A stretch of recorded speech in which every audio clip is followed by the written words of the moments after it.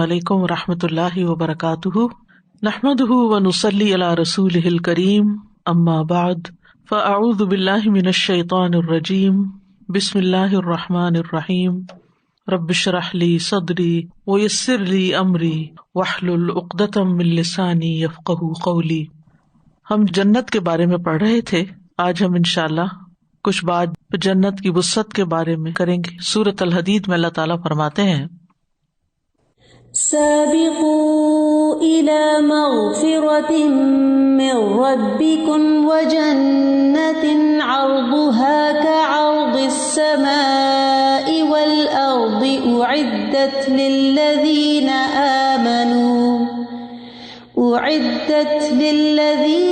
آمنوا بالله ورسله ذلك فضل الله يؤتيه من يشاء واللہ ذو الفضل العظیم۔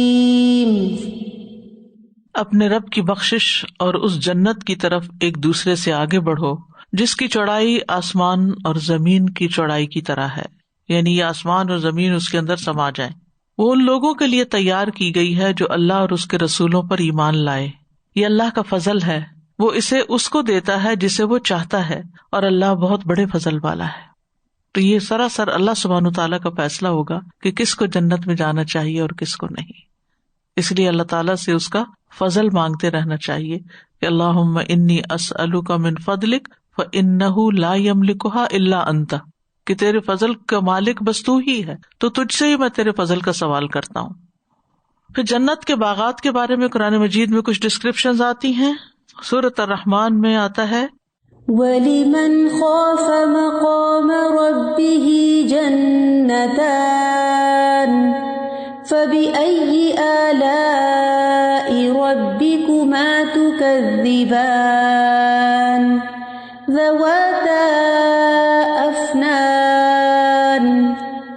اور جو شخص اپنے رب کے سامنے کھڑے ہونے سے ڈرتا رہا، ڈرے گا تو پھر غلط کام بھی چھوڑ دے گا، اس کے لیے 2 باغ ہوں گے، پس تم اپنے رب کی کون کون سی نعمتوں کو جھٹلاؤ گے؟ وہ دونوں باغ لمبی لمبی اور بڑی بڑی شاخوں والے ہوں گے، یعنی اس کے درختوں کی شاخیں بہت دور دور تک پھیلی ہوئی ہوں گی۔ 2 گہرے سبز باغ ہوں گے۔ سورۃ الرحمن میں فرمایا، وَمِن دُونِهِمَا جَنَّتَانِ فَبِأَيِّ آلَاءِ رَبِّكُمَا تُكَذِّبَانِ مُدْهَامَّتَانِ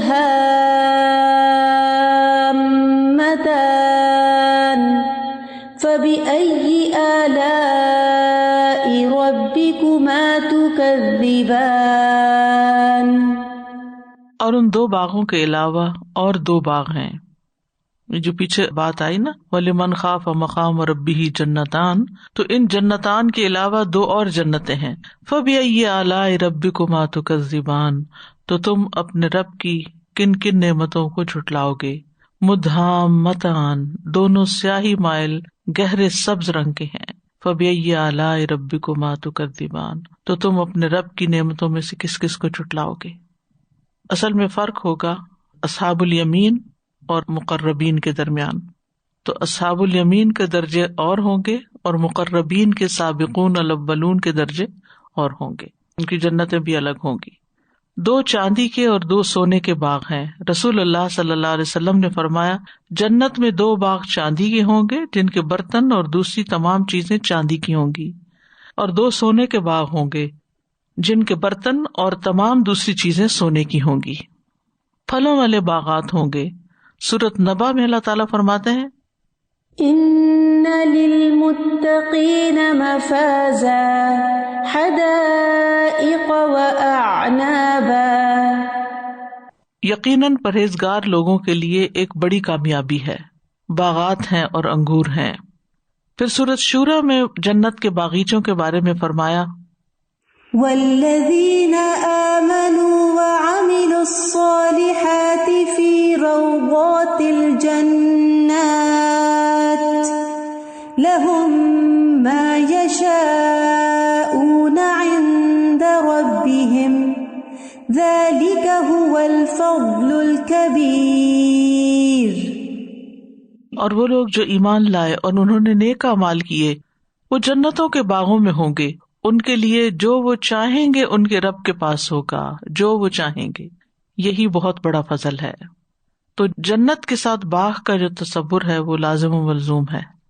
یعنی جنت کو ڈرائی پلیس نہیں ہے، کوئی کنکریٹ کا جنگل نہیں ہے، بلکہ سرسبز باغوں پر مشتمل ہے، جس میں پھل بھی ہوں گے اور دیگر تمام نعمتیں بھی ہوں گی، نہریں جاری ہوں گی اور چشمے بہ رہے ہوں گے اور بہترین کمپینینز ہوں گے اور راحتیں ہی راحتیں ہوں گی.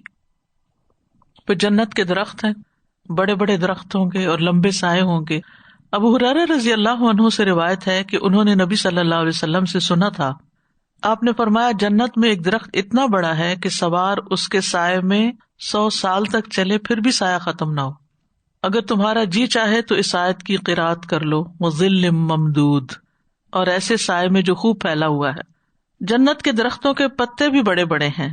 سورۃ الاعراف 22 میں فرمایا فَدَلَّاهُمَا بِغُرُورٍ فَلَمَّا ذَاقَا الشَّجَرَةَ بَدَتْ لَهُمَا سَوْآتُهُمَا وَطَفِقَا يَخْصِفَانِ عَلَيْهِمَا مِنْ وَرَقِ الْجَنَّةِ وَنَادَاهُمَا رَبُّهُمَا أَلَمْ أَنْهَكُمَا عَنْ تِلْكُمَا الشَّجَرَةِ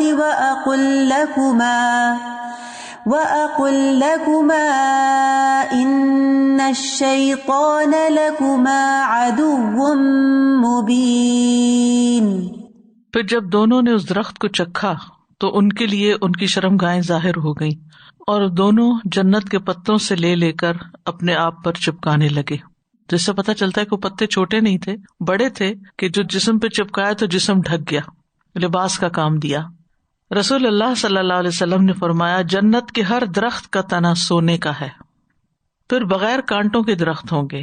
سورۃ الواقعہ میں فرمایا وَأَصْحَابُ الْيَمِينِ مَا أَصْحَابُ الْيَمِينِ فِي سِدْرٍ مَّخْضُودٍ وَطَلْحٍ مَّنضُودٍ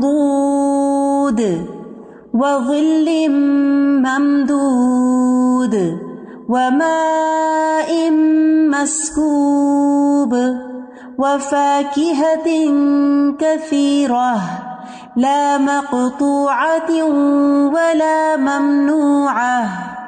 اور دائیں ہاتھ والے کیا ہی اچھے ہیں دائیں ہاتھ والے، وہ ایسی بیریوں میں ہوں گے جن کے کانٹے دور کیے ہوئے ہیں، اور ایسے کیلوں میں جو تہ بتہ لگے ہوئے ہیں، اور ایسے سائے میں جو خوب پھیلا ہوا ہے، اور بہت زیادہ پھلوں میں جو نہ کبھی ختم ہوں گے اور نہ ان سے کوئی روک ٹوک ہوگی. یعنی پھلوں کا سیزن جائے گا ہی نہیں اور کوئی روکے گا بھی نہیں کہ بس ایک ہی کھانا ہے، دو نہیں ہے. بچے بھی زیادہ کھانے لگے یا بڑے زیادہ کھانے لگے یا کوئی بھی، تو ہم فوراً روک دیتے ہیں کہ بس اپنے حصے کا ہی کھاؤ، زیادہ نہیں.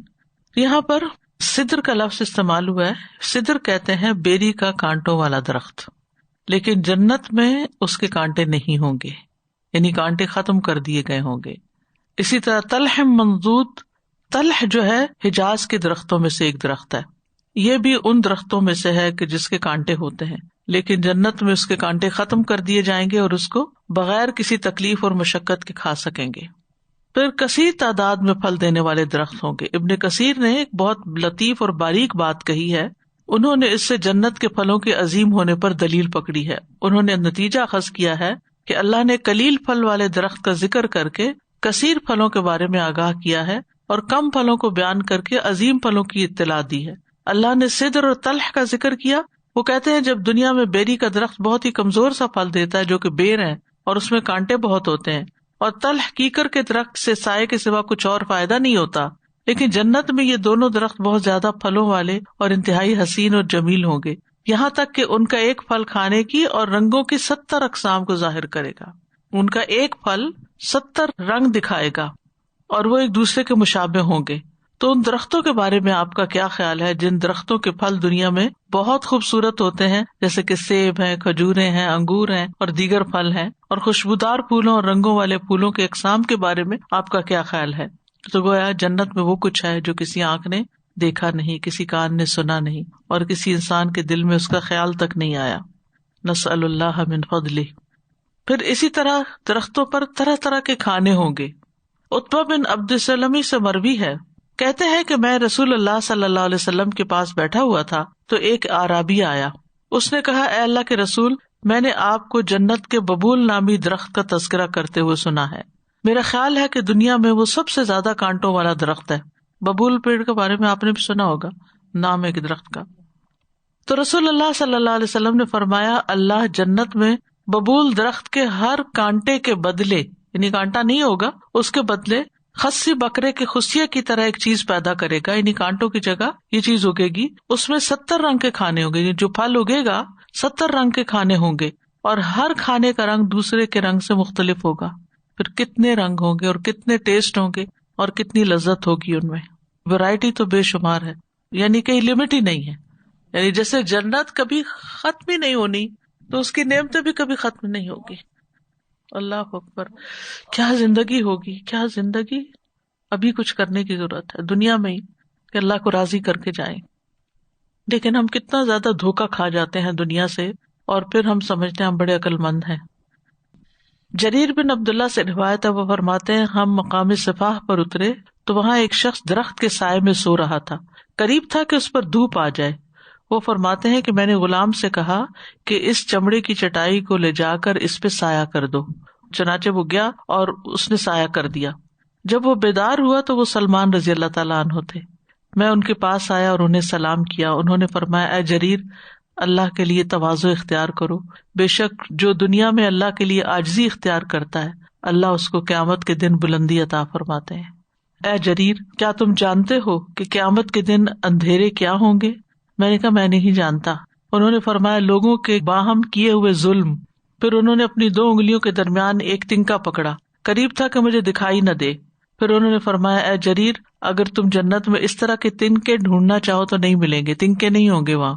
میں نے کہا، ابو عبداللہ، جنت میں کھجور اور دوسرے درخت نہیں ہوں گے، یہ کہاں ہوں گے؟ انہوں نے فرمایا، ان کی جڑیں اور تنے سونے کے اور موتیوں کے ہوں گے، اور ان کے اوپر والا حصہ کھجوریں ہوں گی.